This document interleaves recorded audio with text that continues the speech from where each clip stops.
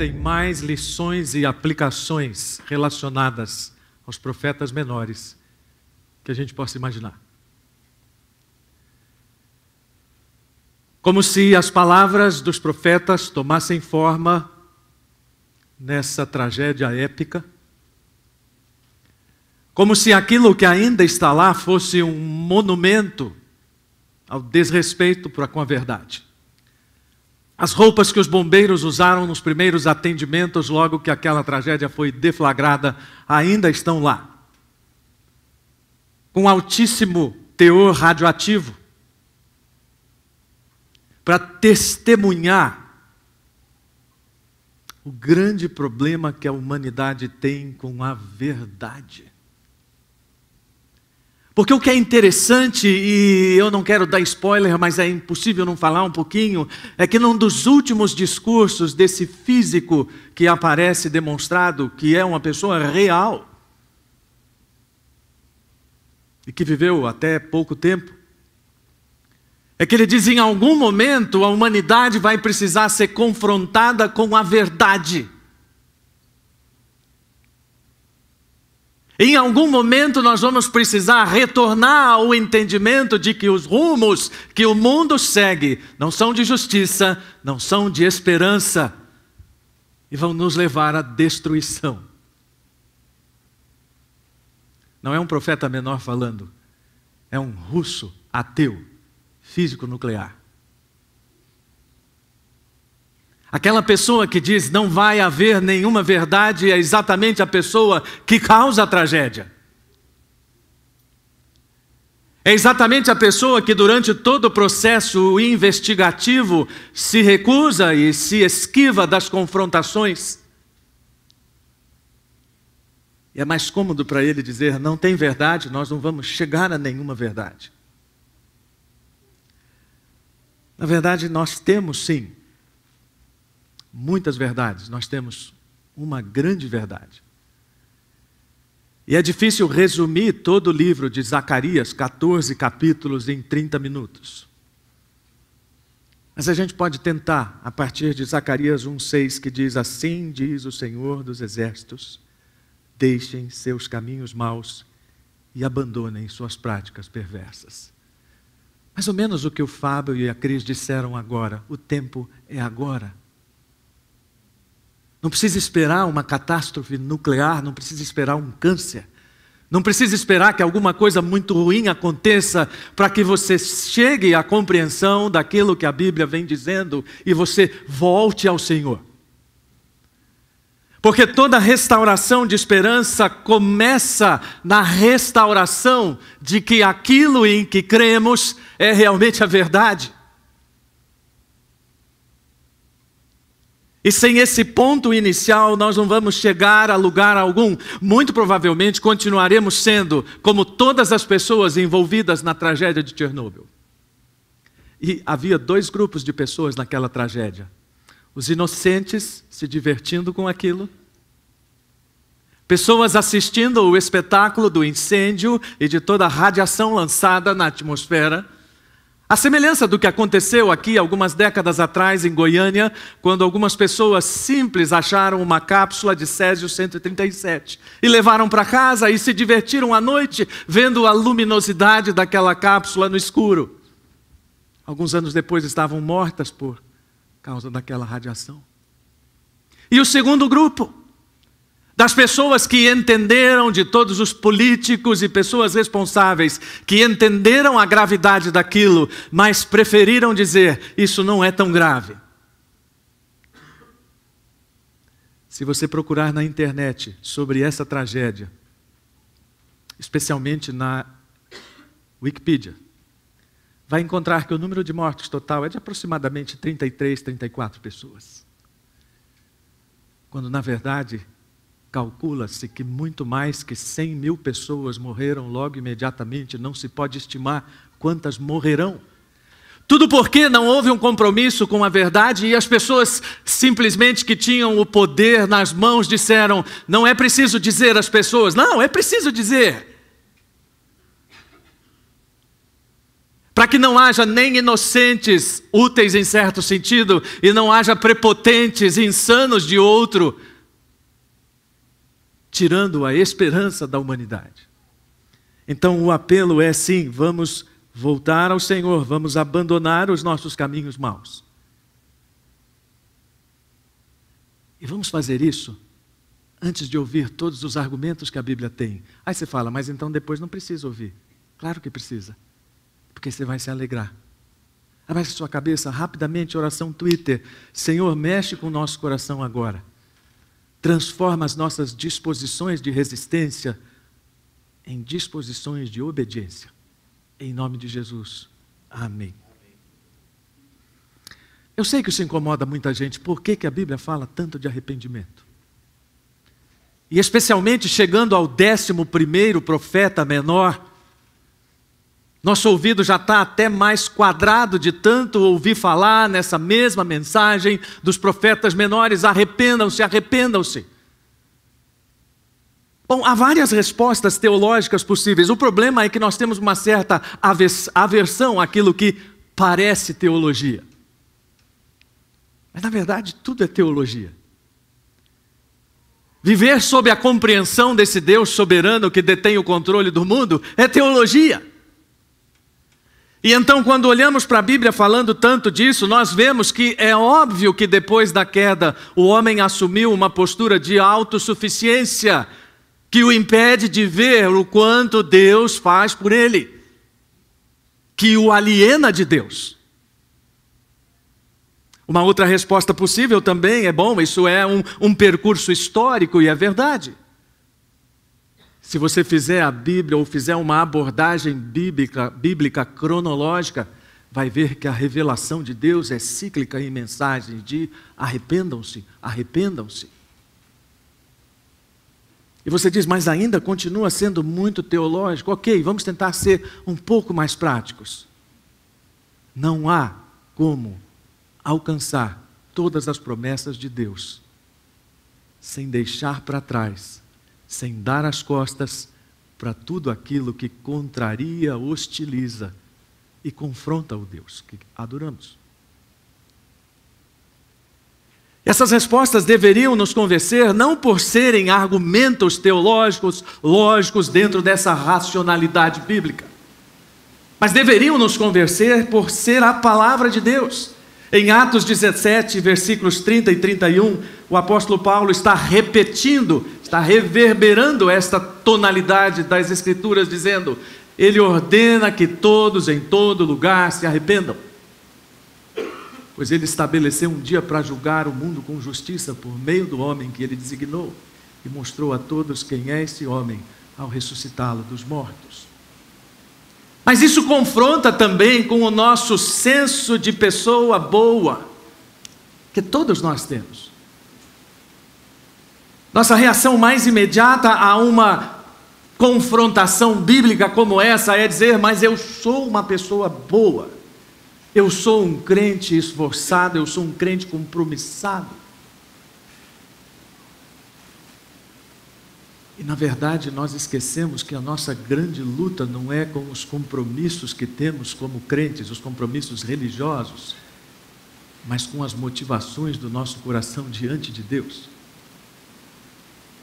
Christopher Wright diz que é possível descrever a Bíblia toda com uma resposta muito extensa a uma pergunta bastante simples: o que Deus pode fazer a respeito do pecado e da rebelião humanos?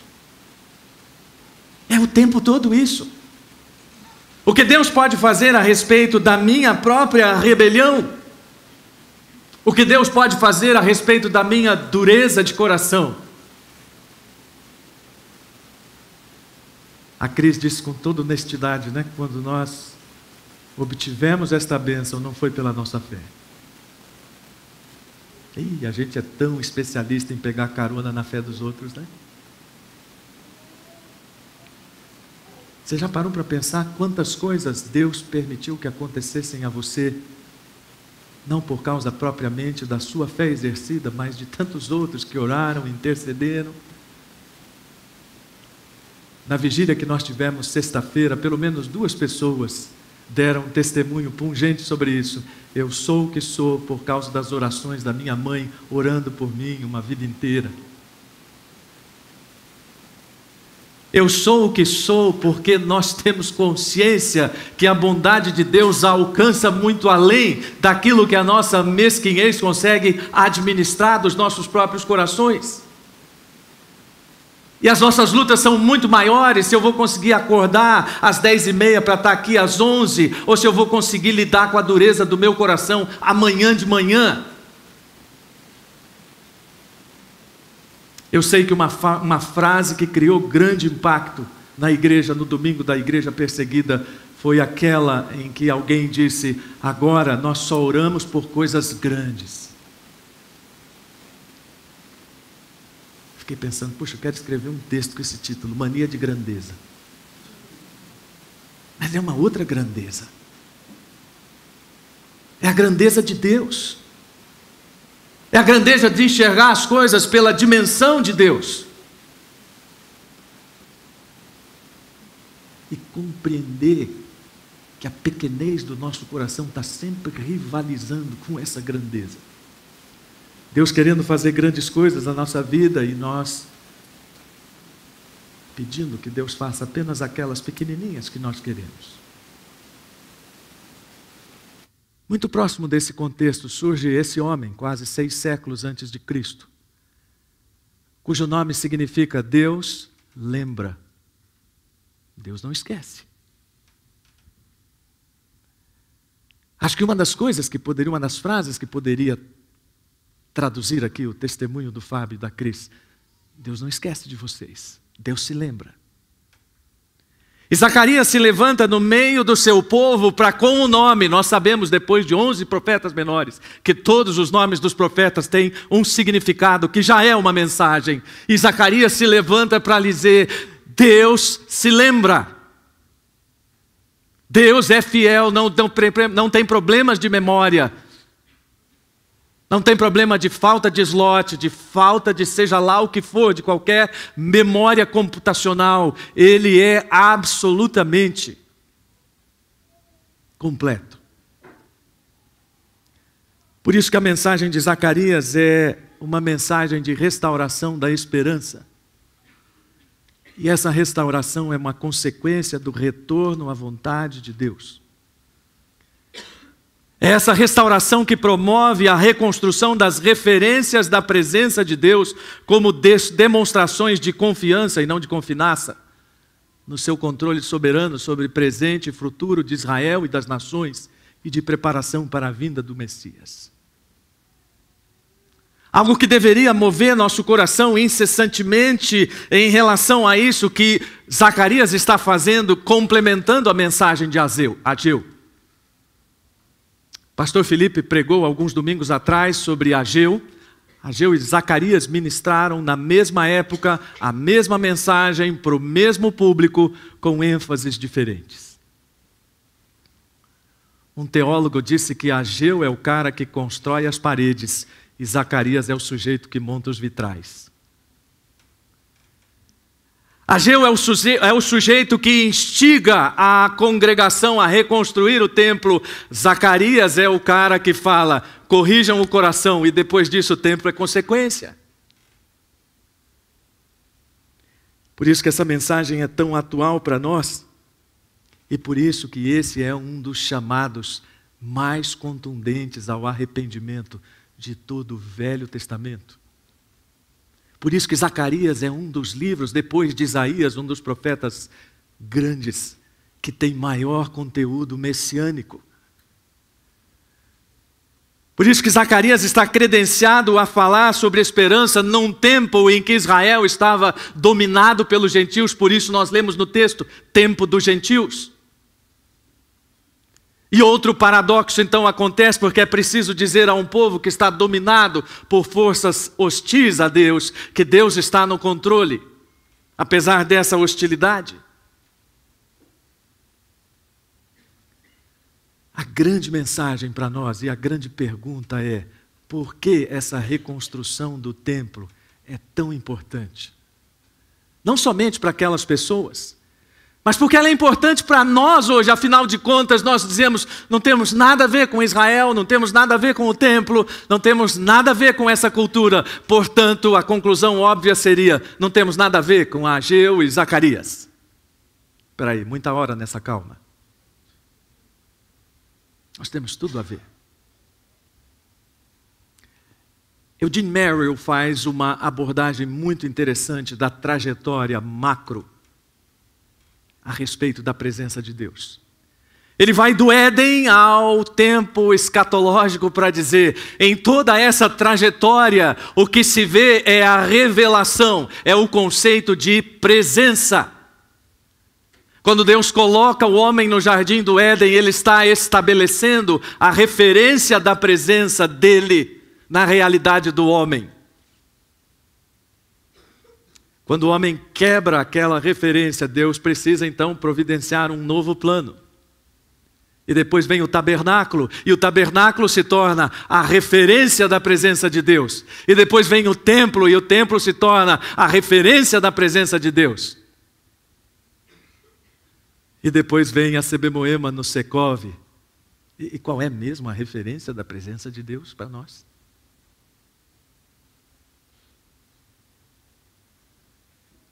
Percebe qual é a grande questão? Hoje nós não precisamos construir um templo ou reconstruir um templo, precisamos reconstruir a referência da presença de Deus em nossa própria vida. E isso é um desafio para nós, porque nós estamos ainda apegados em coisas concretas. Eu já disse em mensagens anteriores que a revelação de Deus é como o desenvolvimento humano caminha do concreto para o abstrato. Você quer coisa mais concreta que lançar os pecados num bode e soltar o bode no deserto? Engraçado, né? A gente vê tantas práticas neo-judaizantes nos nossos dias, mas eu não vi até hoje nenhuma igreja fazendo isso, pegando o bode e mandando o bode embora no deserto em relação aos pecados. Tem? Ah, bom. O Delab fez uma cara ali que eu achei que ele já soubesse de alguma igreja que estivesse fazendo isso. Porque, na verdade, a grande ideia aqui é que Deus está buscando estabelecer a sua habitação em nós, e o percurso bíblico, de novo, aqui é muito rico. Lá em Atos, por exemplo, nós vemos Paulo dizendo, ele não habita em templos feitos por mão de homens. Em 1 Coríntios, vemos novamente Paulo dizendo, vocês não entendem que vocês são o templo do Espírito Santo? O apóstolo Pedro dizendo, vocês são pedras vivas com as quais um templo espiritual é edificado, ou seja, Deus está construindo você, Deus está me construindo. Deus está trabalhando para que a referência dele em nós seja presente e viva e não alienada.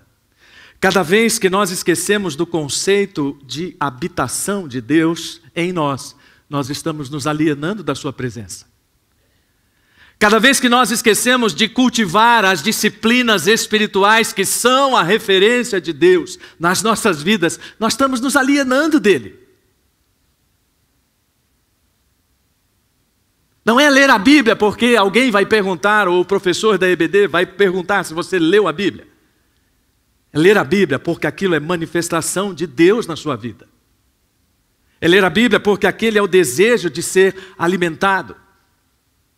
Por isso que D.A. Carson diz que se a Bíblia não faz sentido para você, se você não concorda com o que ela diz a respeito do nosso maior problema, então você está alienado de Deus.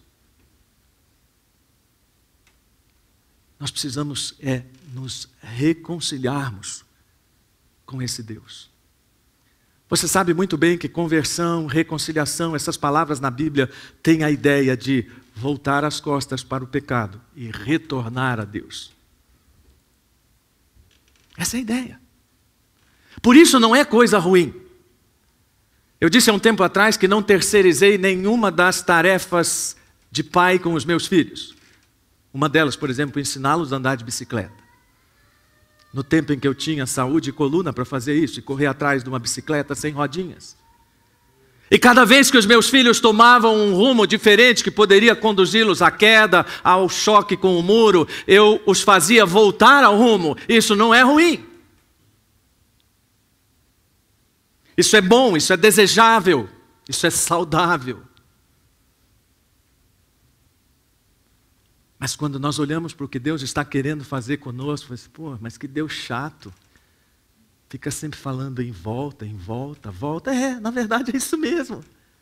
Chato ou não, Deus é alguém que está falando o tempo todo, volta. O Adiel, esse nosso irmão divertido aqui, que é cineasta, ator, né? Uma delícia conversar com ele. A gente fica conversando sobre história. E essa semana passada ele estava me falando do próximo filme que ele quer fazer, de uma história que eu já contei aqui pregando. Aí nós estávamos acertando as versões. Ele me contou a versão dele, eu contei a versão que eu conheço. A versão que eu conheço é de um filho que saiu de casa, tipo o filho pródigo, né? Brigou com todo mundo, falou aquele monte de besteira, foi embora. Um dia sentiu saudade de casa. Escreveu para a mãe, pediu perdão, falou, mãe, quero voltar. A mãe disse, pode voltar, filho, você é bem-vindo a qualquer hora. E ele disse, se isso for verdade, então deixa um lenço branco na janela para eu saber que eu sou bem-vindo de volta. E então ele pega o trem de volta e o trem passa próximo da casa dele de tal forma que antes de chegar na casa ele já vê o quintal da casa dele. Não tem um lenço na janela, tem lençóis e lençóis brancos nos varais no quintal. Esse é o nosso Deus dizendo, volte. Voltar de onde? Não sei, aí é problema seu. Se você foi muito longe no seu pecado, na sua incredulidade, na sua autossuficiência, na sua arrogância, quem sou eu para desfiar o rol dos pecados que você tem? Já não consigo dar conta dos meus. Mas uma coisa eu sei, tem uma voz falando no seu coração, e é a voz do Espírito Santo dizendo, volte disso aqui, retorne disso aqui, abandone a desobediência em relação a isso aqui, para de ser teimoso, eu já te falei tantas vezes isso. Porque Zacarias adverte o povo dizendo, não sejam como seus antepassados, ou seja, olhe para o passado, arrependimento tem a ver com passado sim, não com remoer passado, mas com avaliar o passado.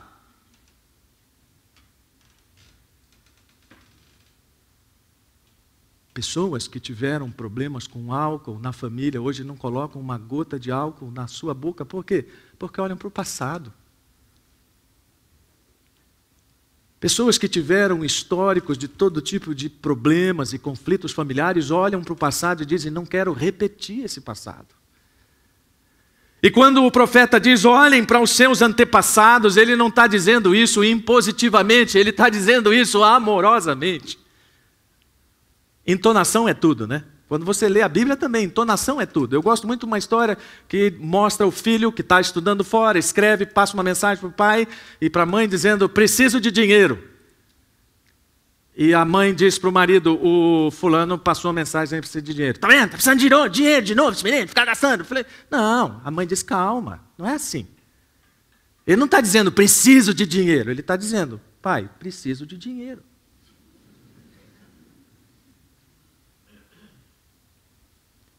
A Bíblia não está dizendo, está vendo? Arrependam-se. A Bíblia está dizendo, arrependam-se. Porque isso alegra o coração de Deus, retorne à obediência e, mais do que isso, retorne àquele estado de condição que é por Deus, que permite que você seja abençoado. Acho que já usei essa frase em outra ocasião, mas eu gosto muito dela. Diz, uma coisa é pedir a Deus que nos abençoe, outra é ser o tipo de pessoa que Deus pode abençoar. Nós gastamos muitos esforços pedindo que Deus faça a coisa acontecer segundo a nossa agenda, mas esquecemos de trabalhar segundo a agenda de Deus, segundo o caráter de Deus, e aquilo que está no versículo 6 do mesmo capítulo é exatamente isso. Olhem para o passado e vejam que tudo que eu ordenei aos antepassados de vocês aconteceu. Em todos os profetas há esse traço comum de caráter de Deus em evidência. Daquilo que nós conhecemos porque ele fez isso. E depois, quando entramos nas 8 visões, e aqui eu vou falar em segundos, o que poderia ser descrito em vários filmes, como Crônicas de Nárnia, nós temos 8 visões para dizer, Deus se lembra, as promessas continuam valendo, Israel vai ser vingado, a soberania de Deus vai ser mostrada e vai ser demonstrada historicamente. Mas antes disso, só mais uma coisinha. Deixa de ser hipócrita. Isso é Deus falando aqui de forma íntima entre nós. Então Deus diz, arrependam-se, voltem. Eu não esqueci o que eu prometi. Vou contar aqui 8 histórias de criança, 8 crônicas de Nárnia, para vocês entenderem que eu continuo fiel. Mas tem um detalhe. Parem de fazer essa papagaiada religiosa que vocês fazem e não tem sentido. Essa coisa que, há um tempo atrás falei, experimenta dar para sua esposa um presente, fuleirinho, de aniversário de 20 anos de casamento, e depois me conta a reação dela.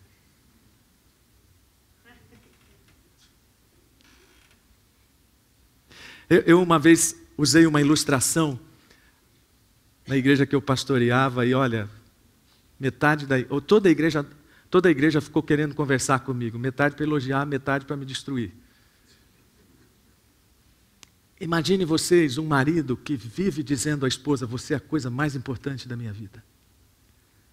E então no domingo aqui, depois do Secov, quando a esposa está esperando que eles possam almoçar no melhor dos restaurantes, ele diz, olha amor, infelizmente um amigo do serviço me ligou e eu vou precisar ir lá atendê-lo, mas você é a coisa mais importante da minha vida.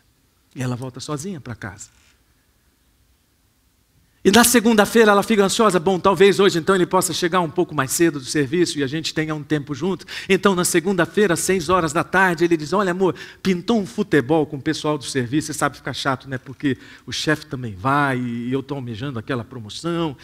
E mais uma vez ela fica sozinha, mas ele diz, você é a coisa mais importante da minha vida. Eu corro o risco de ouvir isso em casa assim que chegar.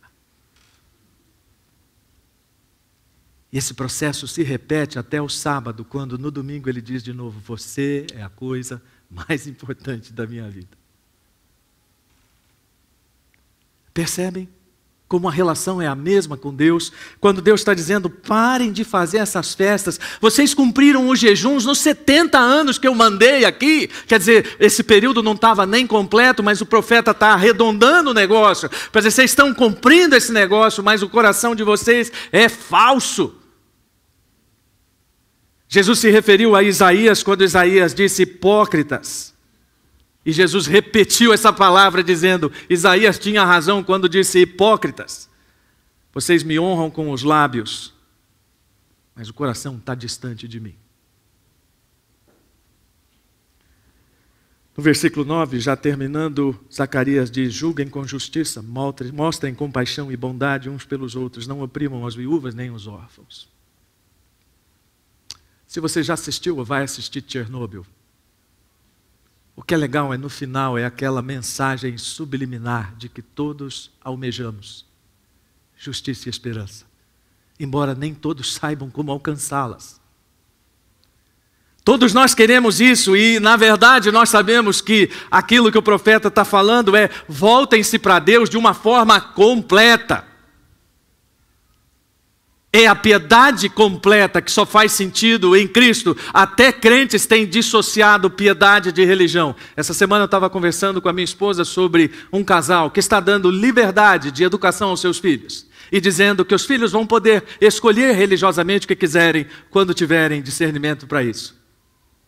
Aí eu falei, que bacana, né? Podia deixá-los também livres para tomar as decisões morais. É porque o grande conteúdo de quase todas as religiões do mundo é moral. Abrir mão da religião e não abrir mão da moral é um negócio meio esquisito. Deixa ele decidir se vai fumar maconha ou não. É porque está no mesmo nível de decidir se ele vai ser crente ou não. Porque não é um teólogo cristão, não é outro filósofo cristão, mas são vários que estão dizendo que a moralidade correta não é piedade, mas a piedade que não inclui a moralidade é uma ilusão. Ela zomba de Deus. É que na verdade é cômodo dizer, eu abro mão da área religiosa, mas eu mantenho aqui a minha moral de conveniência, óbvio. E Deus está dizendo, pare com isso. O remédio qual é? Viva na expectativa do reino. Se eu pudesse traduzir alguma coisa em concreto para a nossa vivência hoje do reino, eu criaria um passaporte do reino do Senhor Jesus, para a gente andar no bolso. É que tem esse negócio que eu já falei, né? A revelação se tornou abstrata e não faz sentido hoje andar com isso. Mas seria bom para muita gente entender que essa é a ideia. Porque, na verdade, com a vinda do Espírito, a igreja tem um antegosto da salvação do reino. Um antes, por favor. Nós estamos aguardando esse momento futuro, quando todos os convidados estiverem reunidos. Mas os que seguem a Cristo já começaram a viver isso.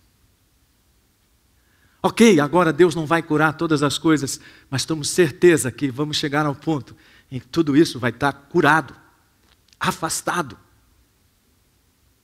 Isso não é consolo escapista de crente alienado da realidade, não. É conceito realista de crente que não está alienado de Deus.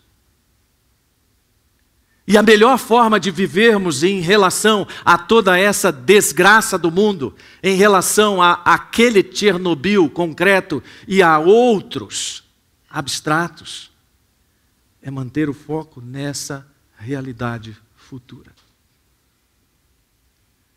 Então Deus trouxe o Fábio e a Cris hoje para me ajudar na mensagem, porque antes da mensagem eles disseram, o momento é agora. E agora eu vou repetir, o momento é agora. Restauração da esperança começa com arrependimento, com abandono da hipocrisia religiosa, com fazer aquilo que fazemos sem o sentido correto do que deveríamos fazer. De uma vida na real expectativa do reino. Essa é a mensagem de Zacarias para dizer, ele lembra. Ele lembra. Deus não se esquece. Oremos, Deus, obrigado porque um homem como Zacarias se levanta num tempo tão complexo quanto o nosso, de incredulidade, de rebeldia, de injustiça, para dizer, precisamos voltar para Deus. E seja o que for que esteja nos alienando de Deus, que o Senhor tenha misericórdia de nós. E que esta misericórdia nos leve a um coração dócil, para dizer, ok, Senhor, estou de volta. Ok, Senhor, vou parar de me bater contra o Senhor. Ok, Deus, você venceu. Restaura-me. Que estas sejam as nossas orações nesta manhã, em nome de Jesus. Amém.